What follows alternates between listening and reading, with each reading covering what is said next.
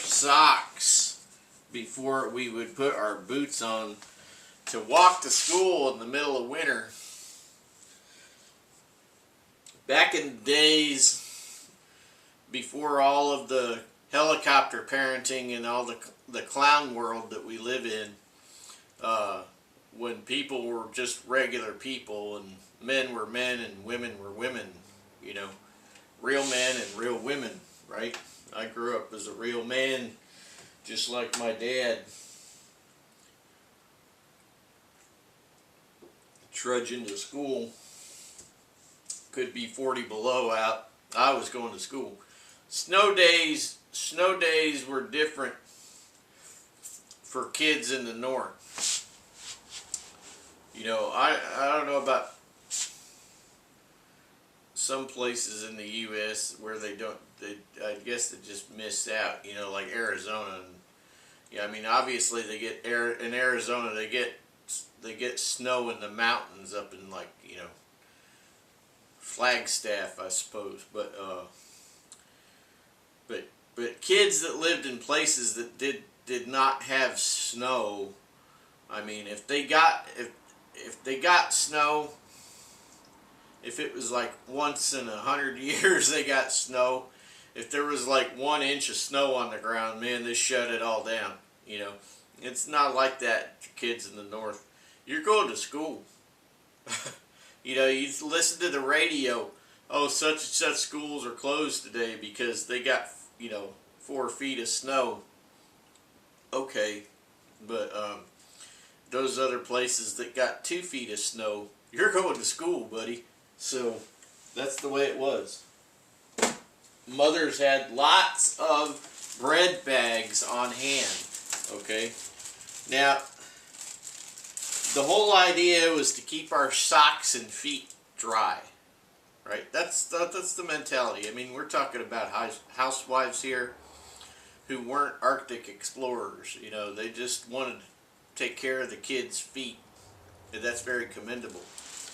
But the thing is that when you put a liner, a bag like this, a vapor barrier liner bag, which is what this really is, if you want to come down to it in its most rudimentary form, is that when you sweat,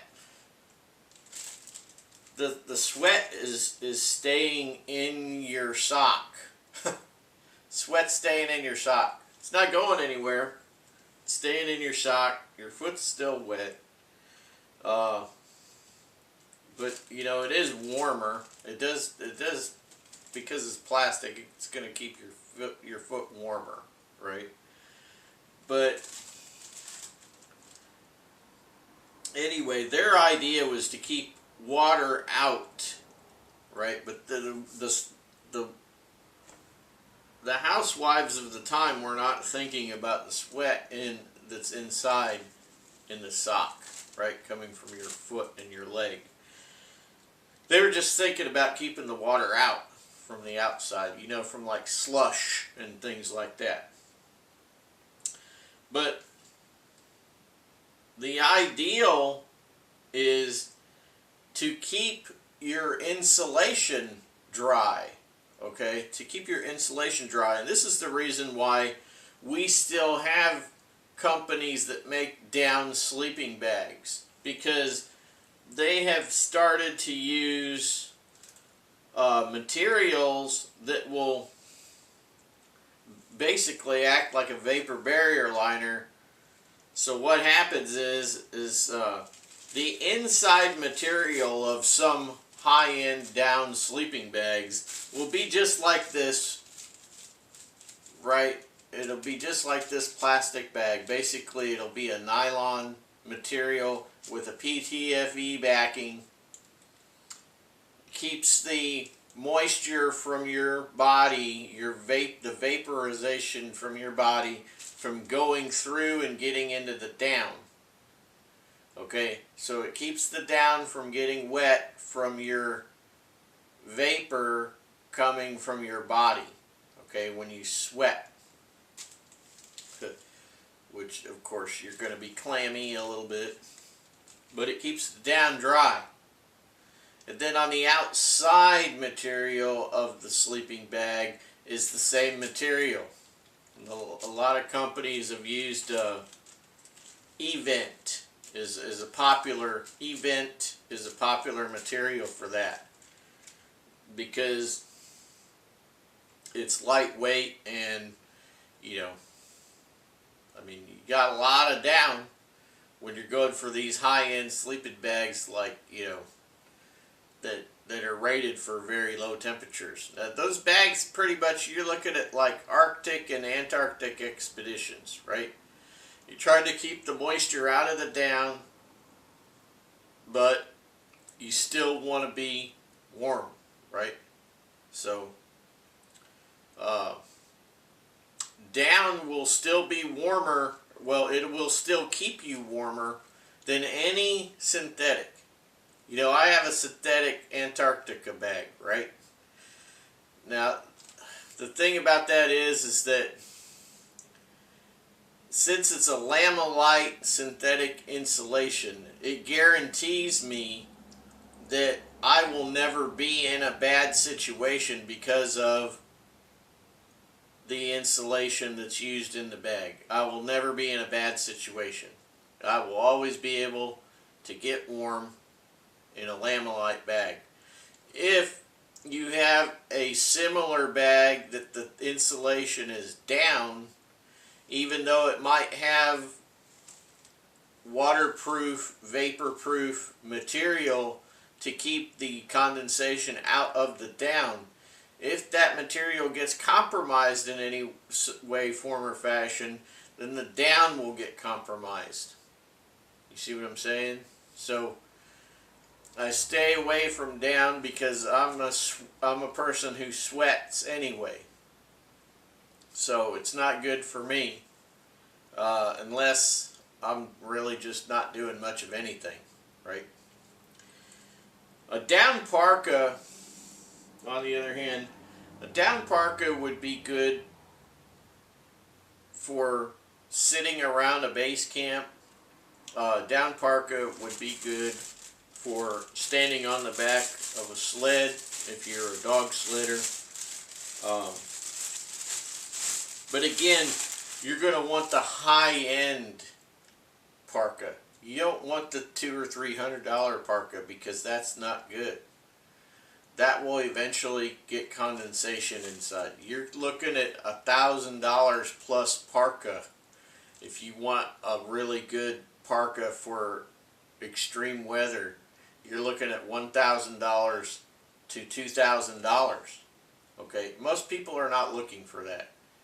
And you know, the only time that you need something like that is if you're operating in a professional capacity, at a weather station, maybe.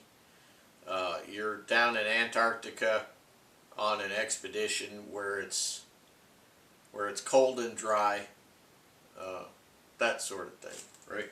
So how do we use a vapor barrier liner at our level, right? The average guy going out on a little expedition, whatnot. So we gotta just stick this on our bare foot, right? We put this bag, this vapor barrier liner, on our bare foot. That keeps our sweat from getting into our wool socks. But then you say, well, what about water getting through our boots? Let's say you don't have waterproof boots. Okay, so the water is going to come through the outer shell of the boot, and then it's going to soak your insulation anyway, right? So we got to protect from two sides. So basically, we put our bare foot into a VBL sock, a vapor barrier liner sock, put on our insulative portion, and then put a vapor barrier liner on the outside of our insulation, and then put that into the shell boot, right? The whole idea is to keep your insulation dry, right?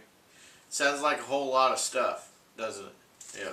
That's why most people don't do this. They do not go with vapor barrier liners anymore. They just try to utilize materials that wick moisture away, which is what I do with this. You heard me in the other video, I was talking about it.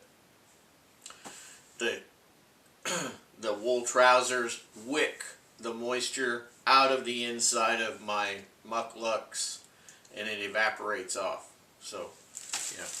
Vapor barrier liners were very popular for a while, especially in mountaineering. Okay, they were very popular for a while. But like anything that's a pain in the butt, it generally goes away after a little while.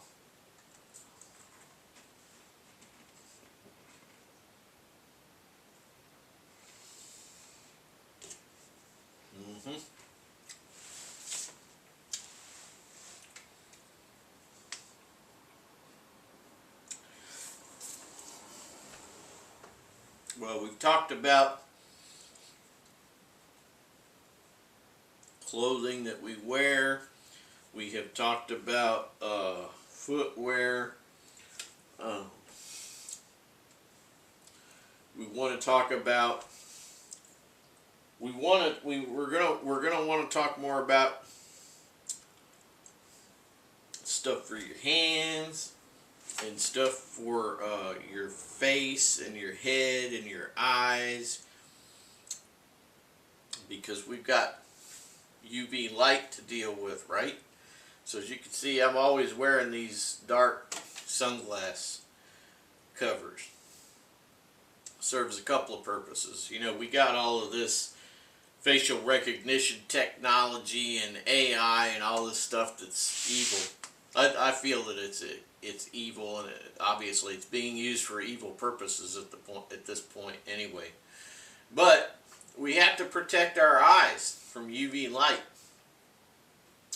You know, back in the day, the Inuits used to use, they would make a covering out of wood, and it'd have a small slit, and it looked kind of like a cyclone or Cylon or whatever from, remember Battlestar Galactica?